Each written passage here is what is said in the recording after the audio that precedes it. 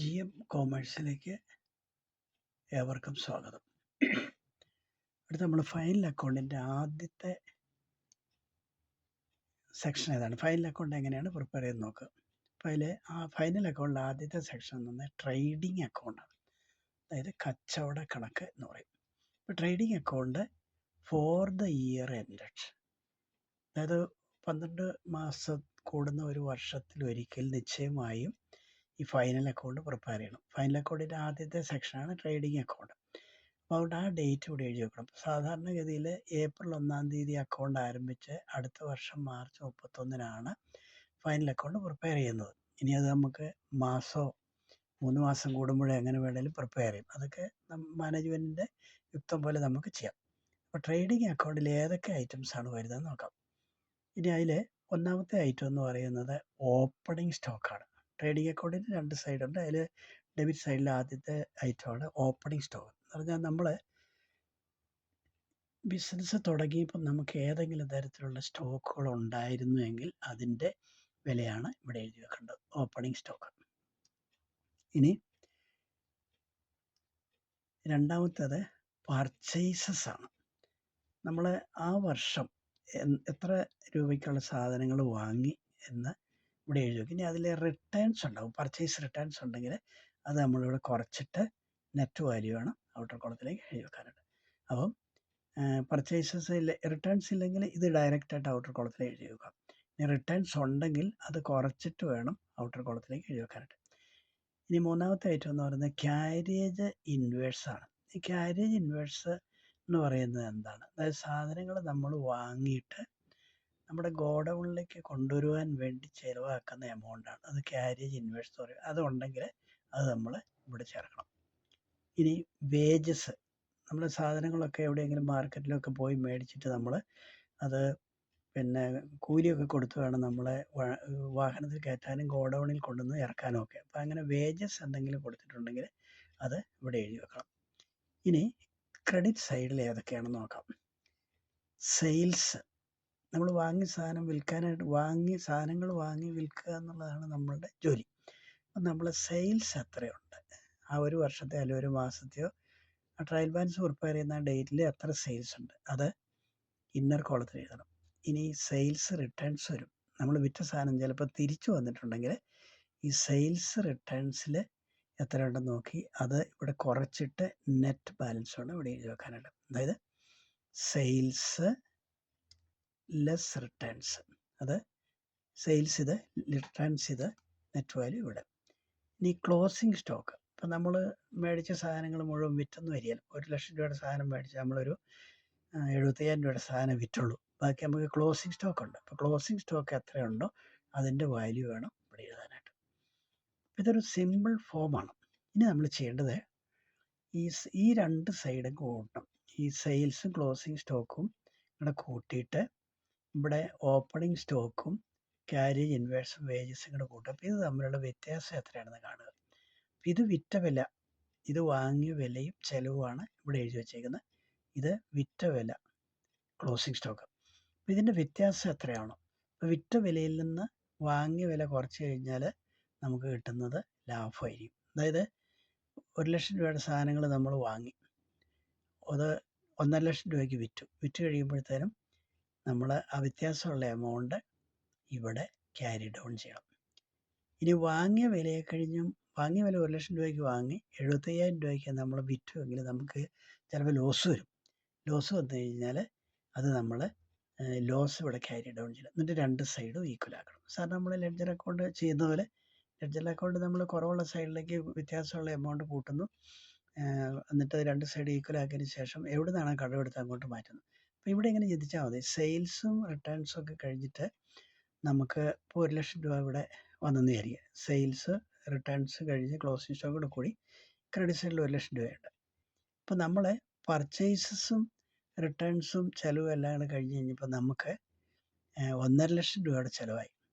അപ്പോൾ 1,50,000 രൂപ കൊടുത്ത് നമ്മൾ സാധനം മേടിച്ച് 1,00,000 വിറ്റുള്ളൂ.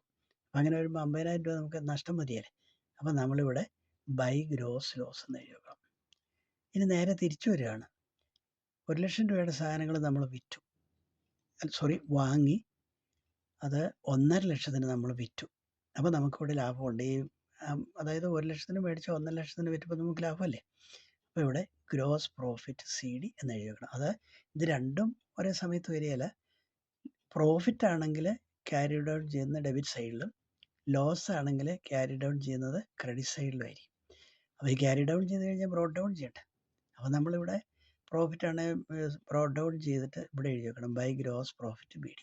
ആ എമൗണ്ട് ഇവിടെ കാണിക്കാം. ഇനി ലോസ് ആണെന്നുണ്ടെങ്കിൽ ഇവിടെ ഗ്രോസ് ലോസ് നമ്മൾ ക്യാരി ഡൗൺ ചെയ്തിട്ടുണ്ട്. ആ ലോസ് നമ്മൾ നേരെ അടുത്ത ഇതിൽ ഗ്രോസ് ലോസ് BD എന്ന് കാണിക്കണം. ഇതാണ് ട്രേഡിംഗ് അക്കൗണ്ടിൻ്റെ ഒരു ചെറിയ മോഡൽ. ഇതിനെ നമ്മൾ കച്ചവട കണക്കെന്നാണ് സാധാരണയായിട്ട് പറയുന്നത്. അതായത് ഏതൊക്കെ സാധനങ്ങൾ വാങ്ങി അതിന് എന്തൊക്കെ ചിലവഴിച്ചു, ഏതൊക്കെ സാധനങ്ങൾ വിറ്റു, അതിൽ അതിന് എത്ര കിട്ടി, ഇനി സ്റ്റോക്ക് ഉണ്ടെങ്കിൽ അതിൻ്റെ വില എടുക്കണം. ഇനി നമ്മൾ വ്യത്യാസം പ്രോഫിറ്റോ ലോസോ ആയിരിക്കും. അതായത് വിറ്റ വിലയെ വാങ്ങിയ വിലയേക്കാൾ കൂടിയ വിലയ്ക്ക് സാധനം വിറ്റാൽ നമുക്ക് ലാഭമായിരിക്കും.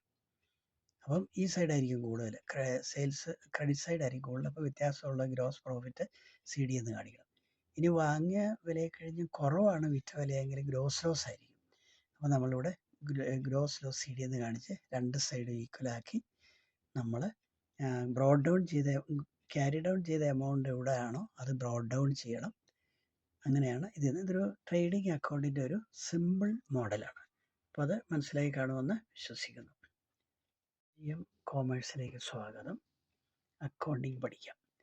ഇനി ഫൈനൽ അക്കൗണ്ടിൻ്റെ രണ്ടാമത്തെ സെക്ഷനാണ് profit and loss account for the year ended. അതായത് ലാഭനഷ്ടക്കണക്ക്. അതായത് ആദ്യം നമ്മൾ ട്രേഡിംഗ് അക്കൗണ്ട് വെച്ചു, എഴുതി. ട്രേഡിംഗ് അക്കൗണ്ട് പ്രിപ്പയർ ചെയ്തപ്പോൾ നമ്മൾ എന്താ ചെയ്തത്, ഏതൊക്കെ സാധനങ്ങൾ എന്തൊക്കെ വിലയ്ക്ക് വാങ്ങി എന്ന് ഡെബിറ്റ് സൈഡിൽ എഴുതി വെച്ചു. എന്നിട്ട് അത് വിറ്റ വില ക്രെഡിറ്റ് സൈഡിലും എഴുതി വെച്ചു. എന്നിട്ട് നമ്മളതിൻ്റെ മൊത്ത ലാഭവും നഷ്ടവും എഴുതി വെച്ചു. അപ്പം മൊത്ത ലാഭവും നഷ്ടവും കണ്ടു കഴിഞ്ഞാൽ അടുത്തതായിട്ട് നമ്മൾ profit and loss account for the year ended എന്നൊരു അക്കൗണ്ടിലേക്ക് മാറ്റും. അതായത് ട്രേഡിംഗ് അക്കൗണ്ട് ഏത് വർഷമാണോ പ്രിപ്പയർ ചെയ്ത് ആ വർഷവും തീയതിയെല്ലാം പ്രോഫിറ്റ് ആൻഡ് ലോസ് അക്കൗണ്ടിൽ വർക്ക് ചെയ്യുന്നത്, എഴുതി വെക്കേണ്ടത്. ചുരുക്കി പറഞ്ഞാൽ ട്രേഡിംഗ് അക്കൗണ്ടിൻ്റെ രണ്ടാമത്തെ സെക്ഷനാണ് പ്രോഫിറ്റ് ആൻഡ് ലോസ് അക്കൗണ്ട്. അപ്പോൾ അത് ഏതൊക്കെയാണ് നോക്കാം. പ്രോഫിറ്റ് ആൻഡ് ലോസ് അക്കൗണ്ടിൻ്റെ ഡെബിറ്റ് സൈഡിൽ നമ്മൾ നോമിനൽ ഐറ്റംസ് ആണ് എഴുതി വെക്കുന്നത്. അപ്പോൾ നമുക്കിവിടെ ഗ്രോസ് ലോസ് ആണെങ്കിൽ ഇവിടെ ബ്രോഡ് ഡൗൺ ചെയ്യുക, ഇവിടെ നമുക്ക് ഗ്രോസ് പ്രോഫിറ്റ് ആണെങ്കിൽ അതിവിടെ ബ്രോഡ് ഡൗൺ ചെയ്യണം. ഇനി അത് ക്യാരി ഡൗൺ ചെയ്ത് ബ്രോഡ് ഡൗൺ ചെയ്യുന്ന ഇവിടെ കാണിച്ചേക്കുന്നത് മാത്രമേ ഉള്ളൂ. ഇത് ഏതെങ്കിലും ഒന്നേ വരുള്ളൂ. പ്രോഫിറ്റ് ആണെന്നുണ്ടെങ്കിൽ ഇവിടെ ബ്രോഡ് ഡൗൺ ചെയ്യും, ലോസ് ആണെന്നുണ്ടെങ്കിൽ profit and loss account debit സൈഡിൽ ബ്രോഡ് ഡൗൺ ചെയ്യും. ഇനി സാലറീസ് ആണ്. സാലറി എന്ന് പറയുന്നത് നോമിനൽ ഐറ്റം ആണ്. അപ്പോൾ സാലറീസ് എത്രയുണ്ട്, ആ വർഷം നമ്മൾ സാലറി കൊടുത്തതെല്ലാം കൂടെ ഇവിടെ എഴുതി വെക്കും. റെൻ്റ് കൊടുത്തത് ഇവിടെ എഴുതി വെക്കും. ഇനി കമ്മീഷൻ നമ്മൾ കൊടുത്തതാണെങ്കിൽ ചിലവാണ്, അത് എൻ്റർ ചെയ്യും. അഡ്വർടൈസ്മെൻറ്റ് ചിലവാണ്, അത് നമ്മൾ എഴുതി വെക്കും, അതിൻ്റെ എമൗണ്ട്. ഡിസ്കൗണ്ട് നമ്മൾ കൊടുക്കും. ഇപ്പം 100 രൂപ തരാനുള്ള ഒരാളോട് നമ്മൾ പറയുകയാണ് 90 രൂപ എന്ന് വെച്ചാൽ മതി. അങ്ങനെ ഒരു 10 രൂപ നമുക്ക് നഷ്ടം വന്നില്ലേ. അപ്പോൾ അത് ഡിസ്കൗണ്ട് ചിലവാണ്. ഇനി അതുപോലെ തന്നെ ഇൻട്രസ്റ്റ് പെയ്ഡ്, പലിശ നമ്മൾ കൊടുത്താൽ നമുക്ക് ചിലവാണ്. സ്റ്റേഷനറി നമ്മൾ കൊടുത്തു കഴിഞ്ഞാൽ നമുക്ക് ചിലവാണ്, സ്റ്റേഷനറി ഐറ്റംസ് വാങ്ങി. ഇനി അതുപോലെ തന്നെ തേയ്മാനത്തിൽ എത്ര ചിലവുണ്ട്, ഇങ്ങനെയുള്ള നോമിനൽ ഐറ്റംസ് എല്ലാം നമ്മളിവിടെ ഈ പ്രോഫിറ്റ് ആൻഡ് ലോസ് അക്കൗണ്ട് എഴുതി വെക്കും. ഈ നോമിനൽ ഐറ്റംസ് എന്ന് പറയുന്നത് ഇൻകം എക്സ്പെൻഡിച്ചറാണ്. അപ്പം നോമിനൽ ഐറ്റത്തിൽ വരുന്ന എക്സ്പെൻഡിച്ചറെല്ലാം ചിലവുകളെല്ലാം പ്രോഫിറ്റ് ആൻഡ് ലോസ് അക്കൗണ്ടിൻ്റെ ഡെബിറ്റ് സൈഡിൽ എഴുതി വെക്കും. ഇനി ക്രെഡിറ്റ് സൈഡിൽ നമുക്ക് ഇപ്പം ഗ്രോസ് പ്രോഫിറ്റ് ആണെന്ന് ചോദിക്കുക. ട്രേഡിംഗ് അക്കൗണ്ടിൻ്റെ ബാലൻസ് പ്രോഫിറ്റ് ആണെങ്കിൽ അത് ഇവിടെയും കൊണ്ട് ബ്രോഡ് ഡൗൺ ചെയ്യും. എന്നിട്ട് നമ്മൾ ഡിസ്കൗണ്ട് നമുക്ക് കിട്ടിയിട്ടുണ്ടെങ്കിൽ അത് നമ്മുടെ ലാഭമാണ്. ഇനി കമ്മീഷൻ കിട്ടിയിട്ടുണ്ടെങ്കിൽ അത് ലാഭമാണ്. ഇൻട്രസ്റ്റ് കിട്ടിയിട്ടുണ്ടെങ്കിൽ അത് ലാഭമാണ്. റെൻ്റ് കിട്ടിയിട്ടുണ്ടെങ്കിൽ അത് ലാഭമാണ്. അപ്പം എല്ലാ നോമിനൽ എക്സ്പെൻസസും പ്രോഫിറ്റ് ആൻഡ് ലോസ് അക്കൗണ്ടിൻ്റെ ഡെബിറ്റ് സൈഡിലും എല്ലാ നോമിനൽ ഇൻകവും പ്രോഫിറ്റ് ആൻഡ് ലോസ് അക്കൗണ്ടിൻ്റെ ക്രെഡിറ്റ് സൈഡിൽ എഴുതി വെക്കും. ഇനി ഇത് രണ്ടിൻ്റെയും കൂടെ നെറ്റ് ബാലൻസ് നമ്മളെടുക്കും. അപ്പോൾ ഇവിടെ ഡെബിറ്റ് സൈഡിൽ, അതായത് ഇത് ചിലവാണ്, ഈ ഐറ്റം എല്ലാം ചിലവാണ്. ഡെബിറ്റ് സൈഡിൽ നമുക്ക് ഒരു 1,00,000 രൂപ വന്നു, ക്രെഡിറ്റ് സൈഡിൽ ഒരു 75,000 രൂപ വന്നുള്ളൂ.